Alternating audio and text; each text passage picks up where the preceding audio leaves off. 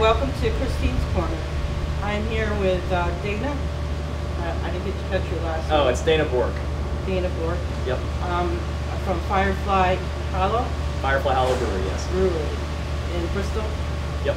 I don't have the address. We're at 139 Center Street. 139 Center Street. You have to come in the back. Yep, just by the railroad tracks. Yeah. How long have you've had this brewery here? So we opened in October 2013. So at the time of filming this, we're just about turning 8 years old. 8 years old? Yep. Wow. I didn't know you've been here that long. I thought maybe a year or two. Yeah, you know, it's funny because of the way we're kind of tucked behind the railroad tracks and the side of this old manufacturing facility, we kind of scoot under the radar a little bit. But yeah, we've been here a while. Are you one of the owners? I am, yeah. Co-owner and kind of head of operations for the brewery. What made you decide to have a brewery? Well, I mean, that kind of started for me. Let's see, I'm 33 years old now. I started home brewing in college, like many now brewers do. But my father was a home brewer. He didn't brew often, but he had all the equipment necessary at home, so it was pretty natural for me to. It was pretty easy for me, I should say, to kind of gravitate to that. I didn't have to purchase anything. It was all kind of there. I went to the University of Connecticut for nutritional science, actually. But nutritional science for beer? Yeah, I know it doesn't necessarily sound logical, but what I ended up finding was that I was much more drawn to the science side of things, like the biochemistry. I was really drawn to the biology side of the nutritional science, and less so into like the clinical type stuff. And so for a while I had kind of convinced myself maybe I'll get into like restaurant management or the service industry. And when I basically picked up one of my dad's homebrewing books, I realized that a lot of the chemistry, a lot of the biochem, a lot of the biology is very similar to human biology. And so it really kind of clicked with me. And so when I graduated UConn in 2010, I was taking this course that was, it was a very simple, it was like a senior year experience courses. It was one of those ones you kind of just take to get the extra credit, right. So you could graduate. Right.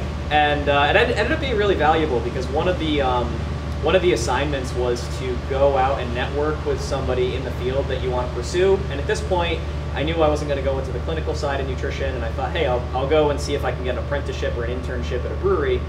And so I started volunteering on the bottling line at the Thomas Hooker Brewery in Bloomfield, and they've been around a long time. After I graduated, I got a job with them, and I worked with them for about a year. But that was kind of the start. So, and after that, I ended up getting furthering my education with the American Brewers Guild. So, that's kind of a long-winded answer for what made you want to get into the brewing industry. But that's kind of my story. That's how I approached it. And so, basically, once I graduated, I was working two jobs. I was also working with a homebrew shop, a homebrew supply shop in East Hartford. That's where I purchased all of my ingredients. The name of the shop was Brew and Wine Hobby. They're still there on Cedar Street. But I ended up finishing my education with the American Brewers Guild, and I thought, okay, I'm going to move on. I'm going to try to get a job at a brewery somewhere.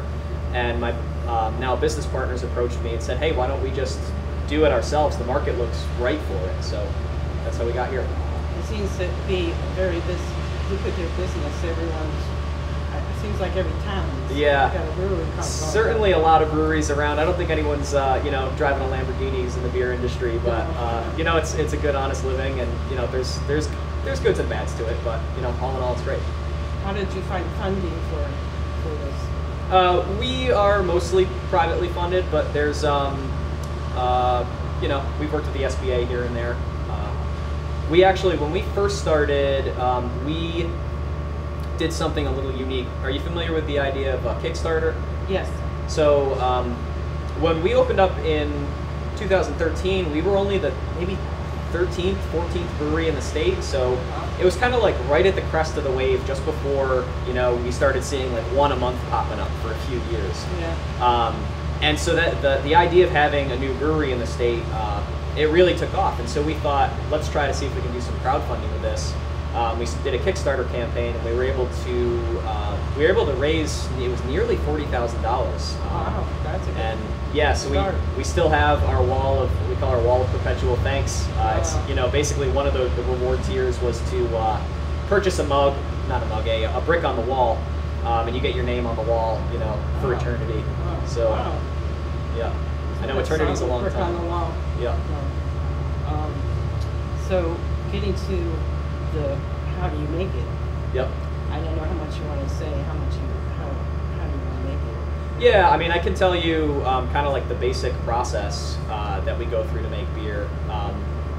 There's really four major ingredients that we use in beer brewing. There's malt, barley, hops, and yeast.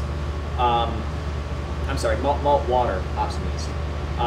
So the way that the whole process starts is basically we need to, so beer is fermented malt beverage. And what we're looking to do is get sugar from the malt, which we can ferment and turn into beer. The way that we do that is we start with barley. It's grown in the field like any other barley. But what the growers do is they select the biggest, plumpest, basically the best kernels with the highest quality to be malted for beer making.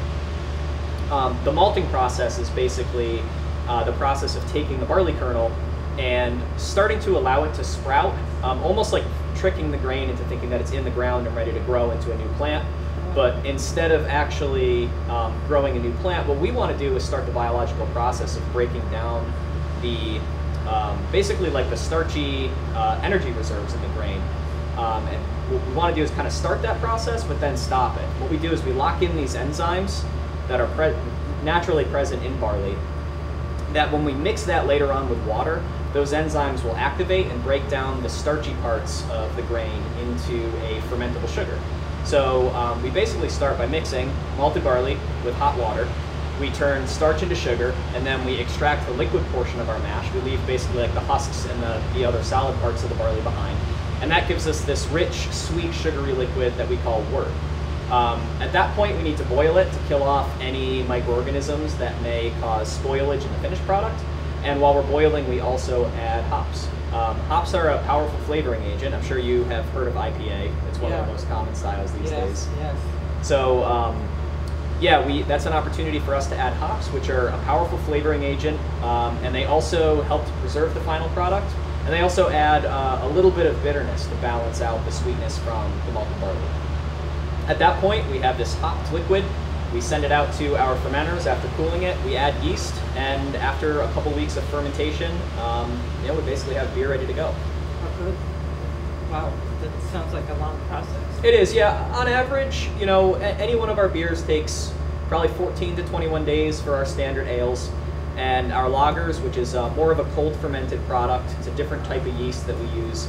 Those usually take 6 to 8 weeks to produce, but we do much less of those. That was my question was, how long does it take? Yeah. And how much do you get? So we brew on a 10-barrel system here. One barrel is 31 gallons, and so we basically double batch into our fermenters. So like one full brew day turns the brew house twice, and it yields roughly 600 gallons of beer. That's a lot of beer. It sure is. Do you sell it in stores? We do. We distribute throughout the state of Connecticut.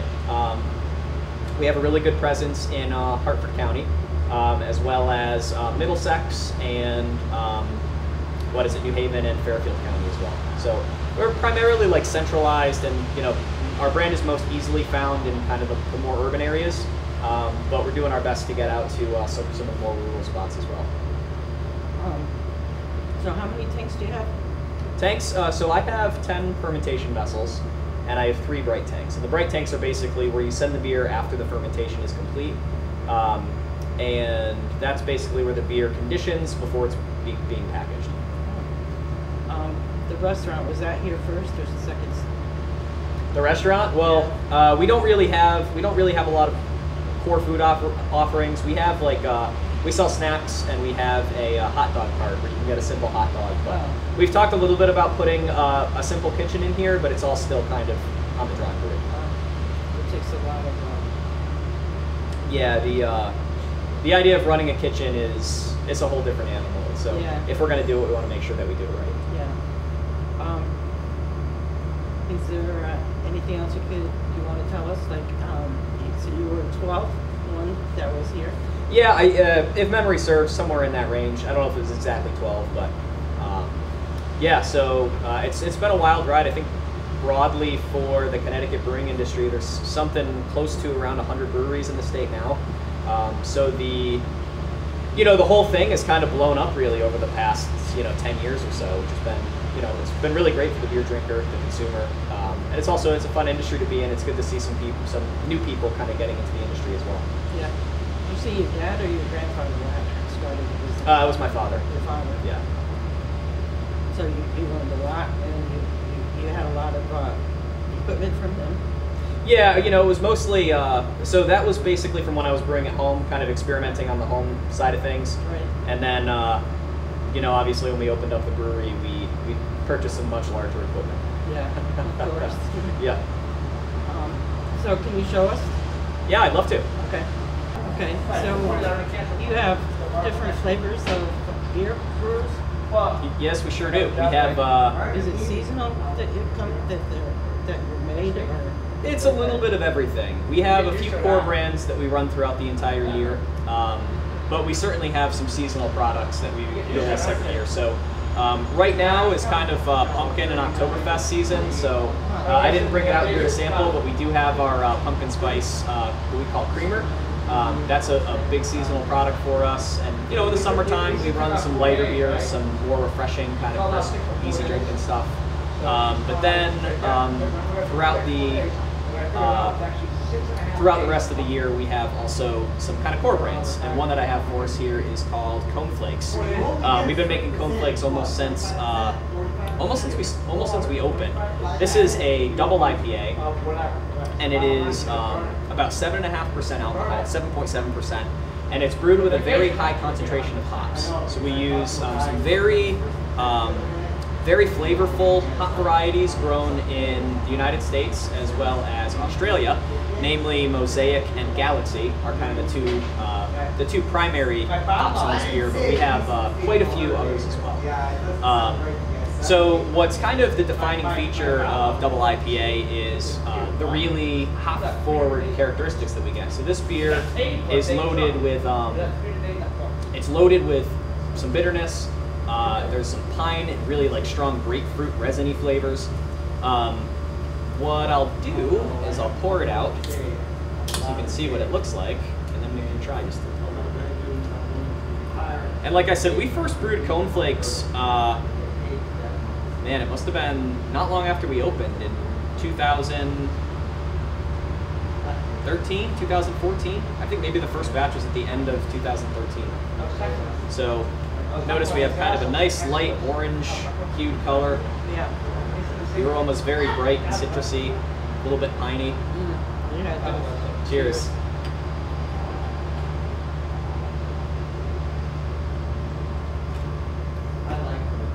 Very strong flavor. Yeah, very. Yeah, thank you. Would it be helpful if I, these are my people, so if you want me to ask them to go inside or keep it down? Does it matter? Okay, cool. Yeah. Just making sure. I have a friend of mine is he does video and photography and stuff, and if the sound's not right, he's like, I'm sure they'll edit it.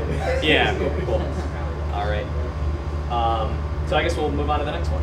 Yeah, when you say Coneflakes, yeah. Cornflakes. So that's it's kind of a made of cornflakes. Yeah, it's a pun actually, because obviously, but hops are it's the flowering component of the hop plant, and they look like little green pine cones. So the idea here is we're playing off like a bowl of big hop cones, Coneflakes. Yeah. Pretty proud of that pun. Yeah. Let's do. What's it called? This is a Munich Dunkel. So this product is one of the types of beers that myself and our staff really love to drink. We talked earlier about the different types of beer and how we make both ales and lagers here. Lagers take a lot longer to brew, but their flavors are often a lot more subtle, delicate, and really enjoyable. So what we have here, this is a classic style German dark lager known as Munich Dunkel. Dunkel being German for dark. So it's a really simple dark German lager. This is a really fun beer for us also because the recipe comes from a friend of ours, a local home brewer named Brian Serbatowski, who a few years ago he won a gold medal for his dark lager, his black lager, at the largest homebrew competition in the world. It was the national homebrew competition.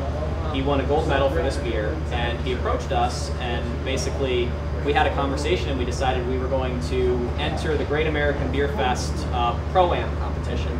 What that is like a collaboration between a home brewer who has an award-winning recipe and a local brewery who wants to brew that beer commercially and enter it into this special category of the GABF competition. So we did that. We had a great time. We love making his recipes on our system, and so ever since then, I'd say at least once a year we've been brewing one of Ryan's lagers here for our enjoyment and the enjoyment of life. So this one is, like I said, it's Munich Dunkel. I'll crack this one open. I like the name.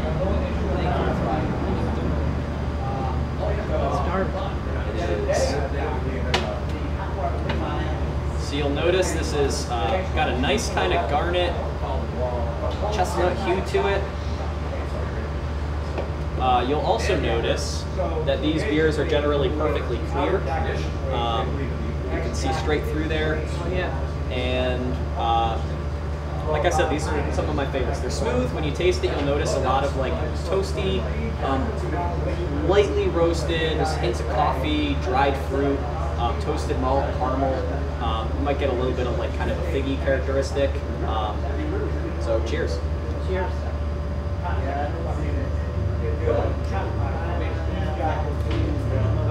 Yeah, that one's really nice. I brought enough for you.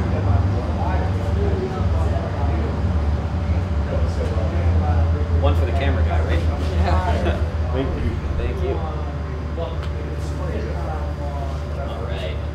So do you have any other questions about Munich Dunkel, dark style lager? How do they get the darkness?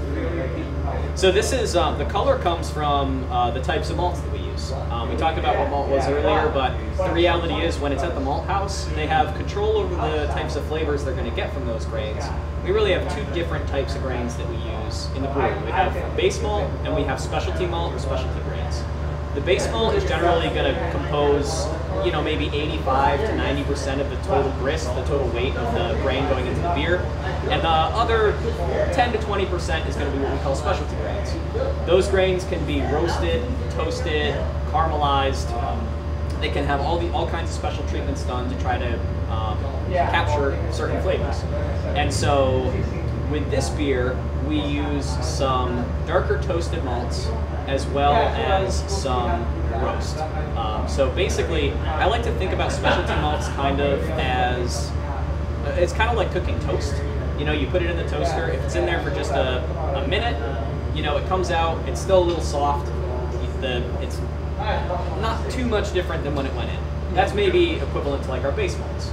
You leave it in there a little longer, it starts to get golden, it starts to get amber, it starts to get brown, and eventually black. So it's kind of a similar way to think about how the kilning process of malted barley affects the flavor. And we can use different specialty malts in conjunction with our base malt to get different effects. And so this uses some deeply toasted and a little bit of roasted malt, which is where you get that little hint of coffee.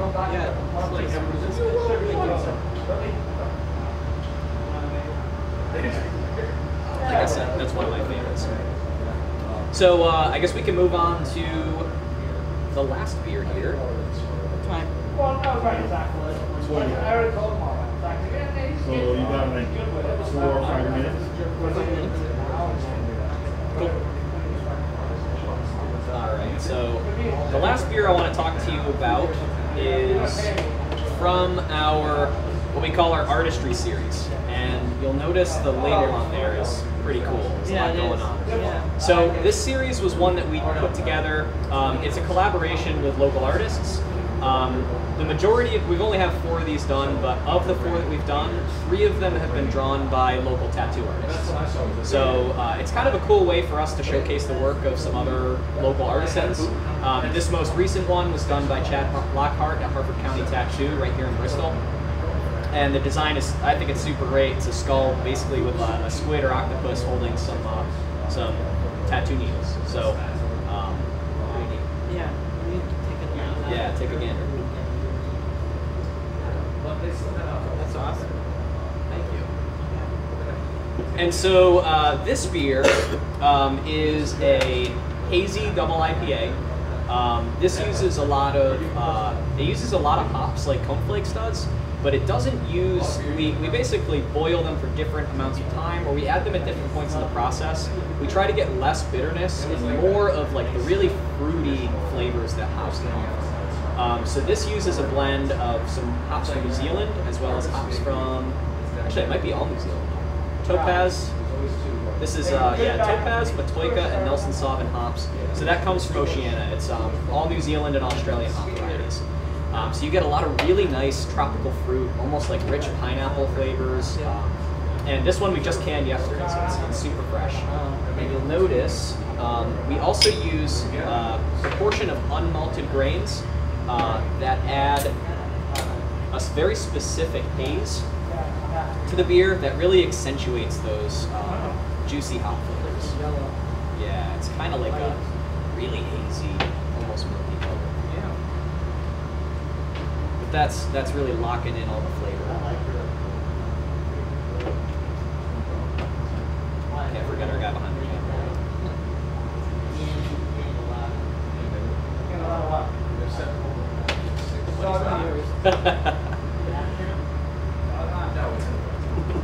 Cheers. So there you go. That's this is artistry number 4, Chad Lockhart from Hartford County Tattoo.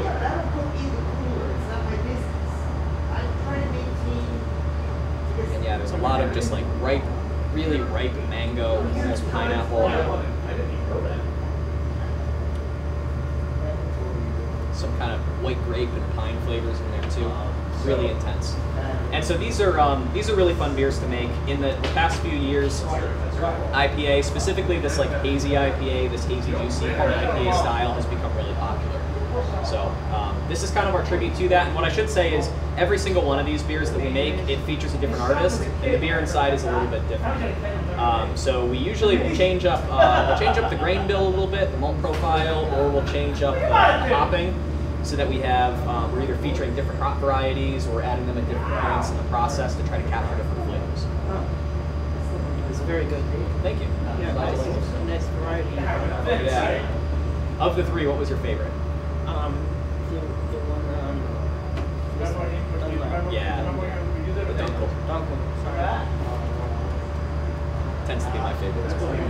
I'm not a pineapple person. Yeah. It's still good though. Yeah. Very good. This beer is a little bit stronger as well. We brew this one to about 8.5%, so it does also pack a little bit of punch.